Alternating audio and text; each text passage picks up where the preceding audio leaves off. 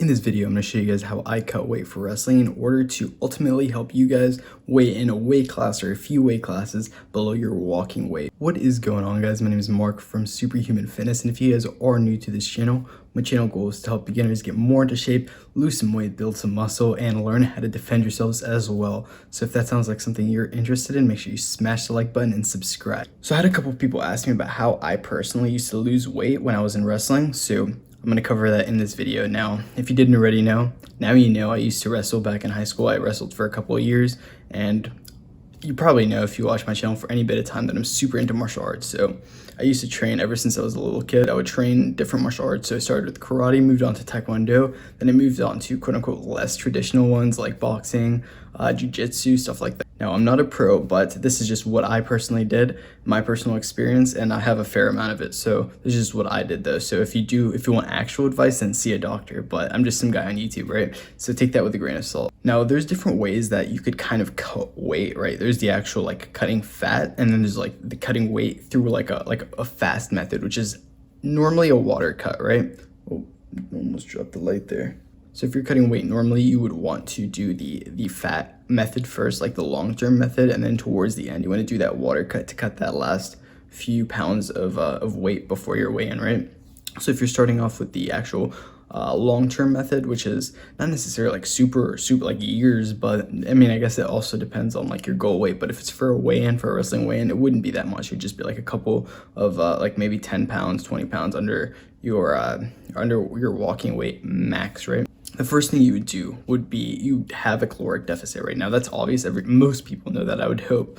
And that's basically take in less calories than you burn, right? So you could find your maintenance calories online. There's different calculators and stuff. I'll leave one linked below.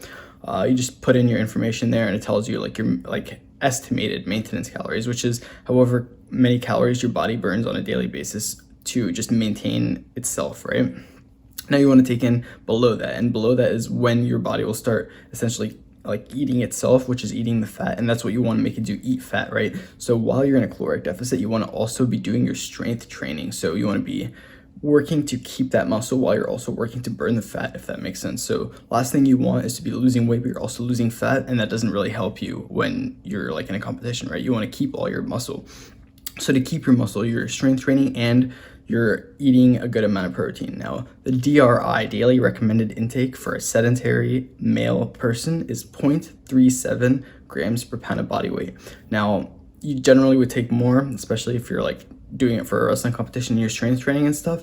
I just wouldn't go over a gram of protein per pound of body weight. Normally people say that's what you would do. Now, you could do that, but I wouldn't go anything over that. Anything over that is just overkill, right? You could do a gram though. That's generally like what a bodybuilder would do, right? Now, leading up to the competition, like a week or two before your competition, you want to also be tracking your macros, and you want to be drinking like a good amount of water, right? You want to be cutting back on your salt, just because salt holds water onto it. And you're going to be doing a water cut towards the end, maybe. If not, then like you don't have to, but most likely if you're like watching this video or if you're like into like cutting fast, then you're most likely going to be doing some sort of water cut, which hopefully you're consulting your doctor. You should probably consult your doctor if you're doing anything like this. So this is, like I said, not advice, but you'd be cutting back on sodium so it doesn't hold water. You'd be cutting back on carbs, but you'd be still taking in a good amount of protein. And then you want to be like just making sure you got the right vitamins and stuff, because you don't want to be sick when you get into your competition, right? The last thing you want is to be sick into competition. Like a week before a competition, this is when you start to super hydrate, right? You're taking in a ton of water. This is so it flushes out all the sodium, potassium, all that stuff that holds water onto it. And eventually you're going to start cutting back on that, and you're going to be trying to sweat all of that out. So it makes it easier when you don't have sodium and just other minerals holding onto water, right? Another cool thing of drinking a ton of water is it also helps you feel full. Now, this is a little personal secret that I used to do. You could also do some research and just test it out on yourself, see how it feels. But I believe it might actually have studies done already, but just drinking a glass of warm water in the morning when you first wake up, not cold.